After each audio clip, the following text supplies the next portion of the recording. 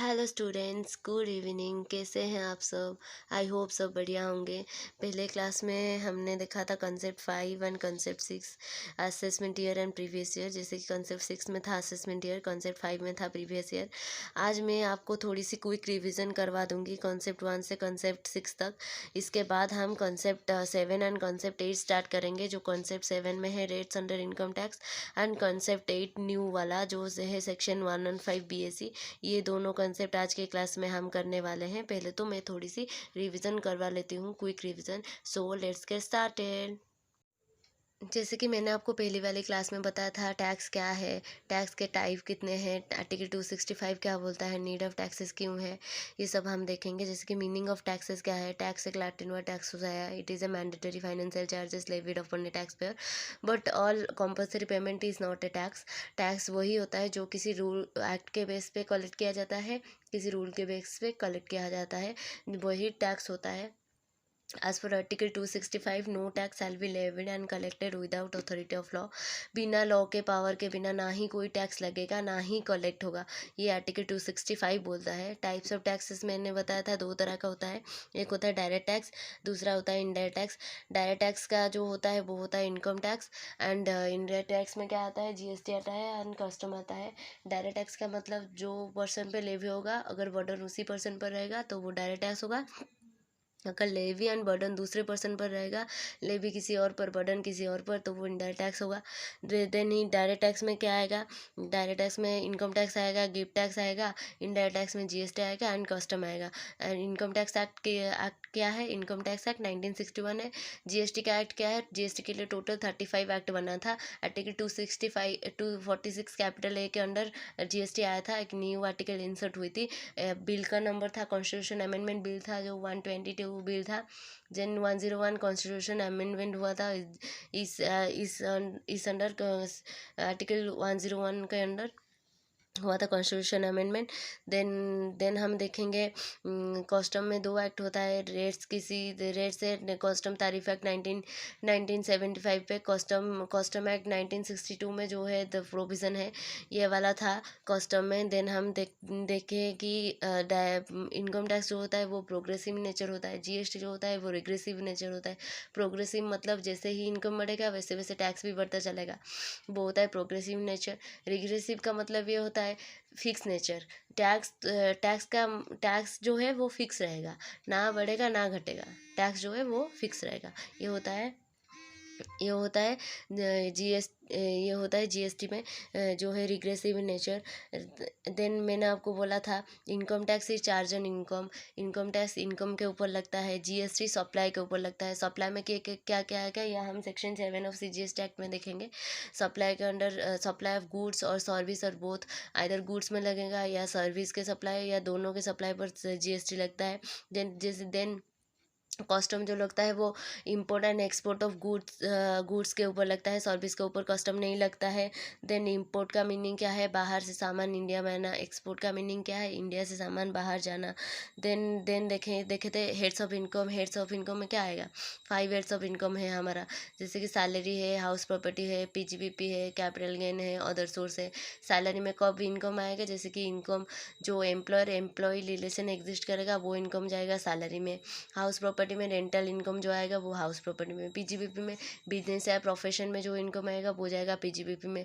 Then capital gain में जो अगर हम कोई एसेट सेल करके उससे कुछ इनकम कमा रहे हैं तो वो जाएगा कैपिटल गेन में। अदर सोर्स में कब जाएगा, जब पिछले जो 4 हेड है उसमें उसमें नहीं गया कोई भी इनकम, देन हम अदर सोर्स में डाल देते हैं। जिसका कोई नहीं उसका अदर सोर्स। ये सब देखे थे 5 ईयर्स ऑफ इनकम में। देन मैंने आपको बताया था कि टोटल इनकम कैसे निकलता है, ग्रॉस टोटल इनकम कैसे निकलता है। जैसे कि 5 ईयर्स ऑफ इनकम, आर में क्लबिंग, लेस में सेटअप, देन करके हम GTI निकालेंगे। GTI मतलब ग्रॉस टोटल इनकम। देन हम उससे चैप्टर 6 कैपिटल ए के डिडक्शन माइनस करेंगे जो है 80C से 80U। देन हमारा टोटल इनकम निकलेगा। ये होगा टोटल इनकम कैसे निकलेगा, ये कॉन्सेप्ट 4 में होता है। देन मैंने आपको बताया था रेसिडेंट होना या ना होना ये कंडीशंस के ऊपर डिपेंड करता है। तो सेक्शन 5 से सेक्शन 9 तक है, ये हम रेसिडेंशियल चैप्टर के रेसिडेंशियल स्टेटस के चैप्टर में देखेंगे। देन सिटीजन होना या ना होना ये आपके पेरेंट्स के ऊपर डिपेंड करता है या ग्रैंड पेरेंट्स के ऊपर डिपेंड करता है। जैसे कि एज पर सिटीजनशिप एक्ट 1955 ये बोलता है जिनका बर्थ आफ्टर 1950 एंड बिफोर 1987 है वो तो बाई बर्थ ही जिस जन्म से ही इंडियन सिटीजन है।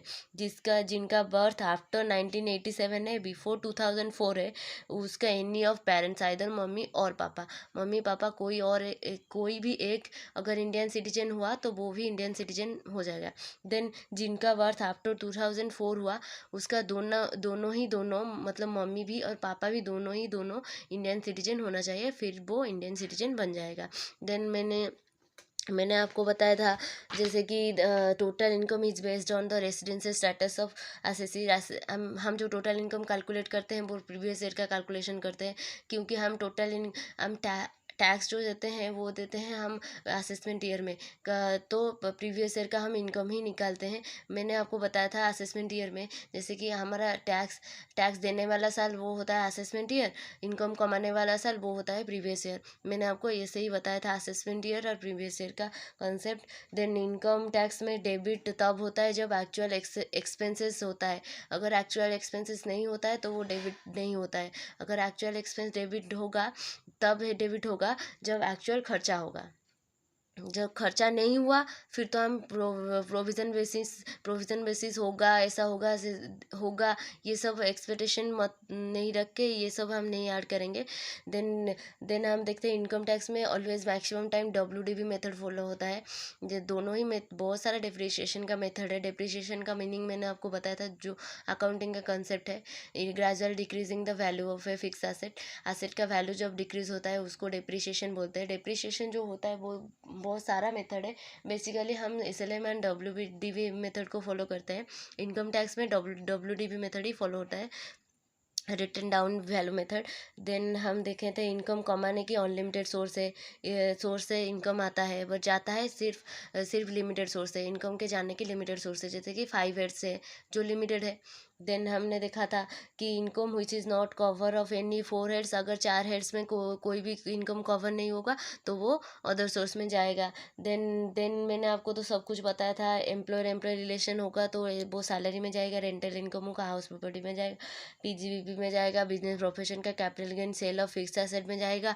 देन अदर सोर्स में तब जाएगा जब किसी की इन 4 हेड में वो सब नहीं जाएगा, फिर इनकम देन वो अदर सोर्स में जाएगा। मैंने ये आपको बताया था। देन जो अदर सोर्स का इनकम होता है वो उसमें क्या क्या आएगा, जैसे कि इंटरेस्ट का इनकम आएगा, डिविडेंड का आएगा, लॉटरी का आएगा, बेटिंग का आएगा, गैम्बलिंग का आएगा, ये सब आता है।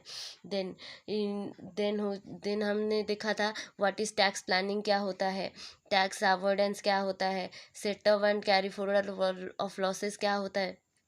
देन सेटअप और कैरी फॉरवर्ड के अंदर क्या डिफरेंस होता है, देन क्लबिंग के क्या डिफरेंस होता है, ये सब हमने देखा था। जैसे कि टैक्स प्लानिंग का मतलब लीगली तरीके से टैक्स को कम करना, मतलब डिडक्शन एंड एग्जेम्पशन हमारा जो है डिडक्शन है हमारा चैप्टर 6 कैपिटल ए में जो डिडक्शन है उसको माइनस करके या एग्जेम्पशन लेके अगर हम टैक्स को रिड्यूस करते हैं उसको बोलते हैं टैक्स प्लानिंग। लीगली तरीके से टैक्स का इवाजन मतलब इलीगली तरीके से टैक्स को कम करना, मतलब लॉ को ब्रेक करके टैक्स को कम करना, ये होता है टैक्स की इवाजन। टैक्स अवॉइडेंस क्या होता है, लॉ के अंदर हम लूप होल्स निकालते हैं, लॉ में ये गलती है, इस गलती को पकड़ लो फिर हम टैक्स कम कर लेते हैं, ये भी इलीगल तरीके से टैक्स कम होता है, ये होता है टैक्स का अवॉइडेंस। देन हम देखते हैं व्हाट इज़ एक्ट का मतलब क्या होता है। एक्ट हमेशा मैं आपको पहली क्लास में बताई थी, जैसे कि एक्ट में पहले तो हम ए जो लिखते हैं हमेशा कैपिटल होता है, एक्ट में ए जो होता है वो हमेशा कैपिटल होता है, एक्ट में ए कैपिटल होता है। एक्ट ये बताता है what to do what not to do, law ये हमको बताता है रूल्स ये हमको बताता है हाउ टू डू, ये बोलता है रूल्स। एक्ट में क्या बताता है, एक्ट बताता है कि क्या क्या करना है क्या नहीं करना है। रूल्स हमको ये बताता है कैसे करना है, ये हमको रूल्स बताता है कि कैसे हम करेंगे काम। देन बिल होता है, मैंने आपको बताया था बिल जो होता है वो दो तरह के होते हैं, जैसे कि एक होता है मनी बिल, दूसरा होता है फाइनेंस बिल। फाइनेंस बिल मतलब ऑर्डिनरी बिल। मनी बिल जो होता है वो एक तरह की फाइनेंस बिल होता है। देन मनी बिल में क्या आएगा, मनी बिल जो पास होता है पहले लोकसभा में जाता है, फिर राज्यसभा में जाता है, फिर प्रेसिडेंट का असेंट मिलता है। टोटल 75 डेज लगता है। कितना डेज लगता है? 75 डेज टोटल लगता है। 75 डेज लगता है टोटल। देन जो मनी बिल होता है, मनी बिल में क्या आता है टोटल 75 डेज लगता है। मनी बिल अगर राज्यसभा से कोई रिप्लाई नहीं आया तो हम समझ लेंगे कि डीम्ड पास्ड है, मतलब पास हो गया। देन राज्यसभा को मिलता है टोटल 14 डेज। 14 डेज के अंदर वो बिल को पास कर सकता है। देन मैंने आपको बताया था बजट स्पीच क्या होता है। जो हमारा जिस दिन 1 फरवरी को हर साल बजट आता है, जिस दिन बजट आया, श्रीमती निर्मला सीतारमन जी के हाथ में जो होता है, जिससे वो देखकर पढ़ती है वो बजट, वो होता है बजट स्पीच। हमें ये समझे थे। जैसे कि फाइनेंस बिल क्या होता है, फाइनेंस बिल ये होता है जो डिटेल में होता है, थोड़ा सा डिटेल में। देन फाइनेंस एक्ट में और ज़्यादा डिटेल में होता है उसके। देन मेमोरेंडम एक्सप्लेनिंग ये सब चेंजेस क्यों आया है, फाइनेंस एक्ट में जो चेंजेस आया, फाइनेंस बिल में जो डिटेल्स में था, इस सब चेंजेस का रीज़न क्या है, क्यों आया ये चेंजेस।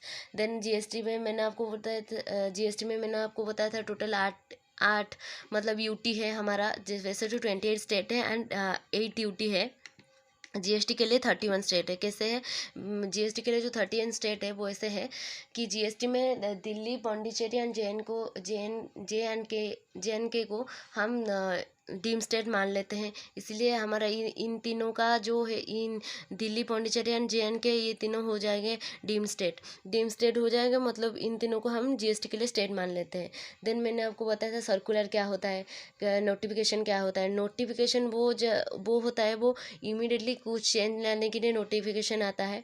देन सर्कुलर कुछ क्लैरिटी देने के लिए। नोटिफिकेशन जो आता है वो जस्ट इमीडिएट कुछ चेंज आया तो इमीडिएटली के लिए नोटिफिकेशन आ गया।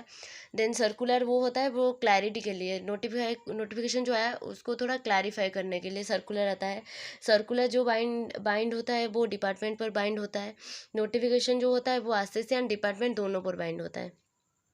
देन मैंने आपको बताया था हाई कोर्ट जो होता है वो जुरिडिक्शन वाइज होता है। हर जुरिडिक्शन का एक एक हाई कोर्ट होता है। सुप्रीम कोर्ट जो होता है वो लॉ ऑफ लैंड होता है, मॉडल होता है हमारा। सुप्रीम कोर्ट में क्या आता है, सुप्रीम कोर्ट दिल्ली में है, जो है दिल्ली के प्रगति मैदान में सुप्रीम कोर्ट है। देन मैंने आपको बताया था what is tax haven country. Tax haven country क्या होता है, टैक्स हेवन कंट्री मतलब जिस कंट्री में टैक्स नहीं है, जैसे कि मॉरिशस है, दुबई है, देन सिंगापुर है, नीदरलैंड है, इन सब कंट्री में टैक्स नहीं है। देन मैंने आपको बताया था टैक्स जो जीएसटी में हाईएस्ट रेट कितना है हमारा है। इंडिया में जीएसटी का हाईएस्ट रेट जो है 28% एंड सेकेंड हाईएस्ट है अर्जेंटीना जो है 27%। टैक्स मैनेजमेंट क्या है, tax management means fulfil all the compliances in time. In time में अगर हम सब कॉम्प्लाइंसेस पूरी करते हैं तो उसको हम टैक्स मैनेजमेंट बोलते हैं। देन मैंने आपको ये बताया था, ये सब था बेसिक बातें। फिर हम देखेंगे कॉन्सेप्ट 2। देन कॉन्सेप्ट 2 में था जो चार्जिंग सेक्शन था। चार्जिंग, हाँ और एक बात, इनकम टैक्स में जो एक्ट होता है वो होता है, जो सेक्शन होता है वो 298 सेक्शन होता है इनकम टैक्स में। देन मैंने आपको ये सब बेसिक बातें बताई थी। फिर हम कॉन्सेप्ट 2 में चलते हैं जो है charging section of income tax. Charging section क्या बोलता है, every person whose total income of the previous year exceed the maximum amount which is not chargeable tax. अगर एग्जाम्शन लिमिट से हम ज़्यादा इनकम कमा रहे हैं, जितना ज़्यादा हम एग्जाम्शन लिमिट से कमा रहे हैं, उस पर जो हम टैक्स देंगे वो किस रेट से देंगे वो बोलता है हमको चार्जिंग सेक्शन। देन हम देखे थे पर्सन की डेफिनेशन। पर्सन का मतलब क्या होता है, पर्सन इंक्लूड्स। डेफिनेशन दो तरह के होते हैं, एक तो इंक्लूसिव होता है, दूसरा एग्जॉस्टिव होता है। एग्जॉस्टिव मतलब पत्थर का लकीर, कोई भी इसको चेंज नहीं कर सकता। एग्जॉस्टिव मतलब जो है बस वही है। इंक्लूसिव मतलब ये भी है, उसके बाद और भी कुछ ऐड हो सकता है। जैसे कि पर्सन है, जो पर्सन इनकम टैक्स में जो पर्सन का डेफिनेशन लिखा है वो 2 + 31 में लिखा है। Person includes individual HUF company, firm, AOP, BOI, AJP and artificial judicial person. AOP जो होता है वो इंडिविजुअल भी होता है, अदर देन इंडिविजुअल भी होता है। BOI जो होता है वो ओनली इंडिविजुअल, मतलब बॉडी ऑफ इंडिविजुअल, नाम से ही पता लगता है बॉडी ऑफ इंडिविजुअल मतलब ओनली इंडिविजुअल। देन मैंने आपको बताया था जो है टोटल इनकम। टोटल इनकम मैंने आपको बताया था जो सेक्शन जो सैलरी है, हाउस प्रॉपर्टी है, PGBP है, कैपिटल गेन, अदर सोर्स, ये 5 सोर्स को ऐड कर लेंगे। उसके बाद आर में क्लबिंग लेस में सेटअप कर लेंगे तो वो जीटीआई आएगा। जीटीआई से अगर हम चैप्टर 6 के डिडक्शन माइनस कर लेंगे तो वो टोटल इनकम आ जाएगा। देन हम प्रीवियस ईयर देखे थे। Previous year as per section 2, as per section 3, previous year means financial year, the financial year immediately preceding the assessment year. Previous year जो होता है वो 12 महीने का भी हो सकता है, 12 महीने से कम भी हो सकता है। जो असेसमेंट ईयर के इसमें जो प्रीवियस ईयर का मीनिंग है वो सीधा हमको असेसमेंट ईयर के डेफिनेशन के पास भेज दे रहा है। जैसे कि प्रीवियस ईयर में ये लिखा है कि immediately preceding the assessment year, हमको असेसमेंट ईयर पहले देखना है, फिर हमको प्रीवियस ईयर दिखना है। असेसमेंट ईयर में क्या दिया है जो है, देन हम प्रीवियस ईयर में पहले देख लेते हैं। प्रीवियस ईयर जो होता है वो 12 महीने भी हो सकता है, 12 महीने से कम भी हो सकता है। हमारा बिजनेस सेटअप का डेट काम का है, बिजनेस कमेंसमेंट डेट का किसी काम का नहीं है हमारा, ये मैंने बोला था। जैसे कि बिजनेस सेटअप जो होगा उसी डेट से हम देखेंगे। अगर बिजनेस सेटअप का डेट दिया नहीं होगा फिर तो हम बिजनेस कमेंसमेंट डेट को ही बिजनेस सेटअप का डेट मानकर हम कर देंगे कैलकुलेशन वहीं से। असेसमेंट ईयर मतलब, अगर असेसमेंट ईयर क्या होता है, प्री असेसमेंट ईयर मतलब मैंने आपको सिंपल लाइन में ये बताया था। प्रीवियस ईयर मतलब इनकम कमाने वाला साल, असेसमेंट ईयर मतलब टैक्स देने वाला साल। Assessment year means period of 12 month, 12 महीने का होता है। इस 1 अप्रैल से हर साल स्टार्ट होता है, 31 मार्च से नेक्स्ट ईयर को एंड होता है। जैसे कि ये 12 महीने से कभी कम नहीं होगा। ये था assessment year and previous year. Then ये दैट्स इट, रिवीजन कंप्लीट हो गया। फिर हम देखते हैं न्यू कॉन्सेप्ट जो है concept 7 and concept 8, rates under income tax, and concept 8 है 1 and 5 BSc।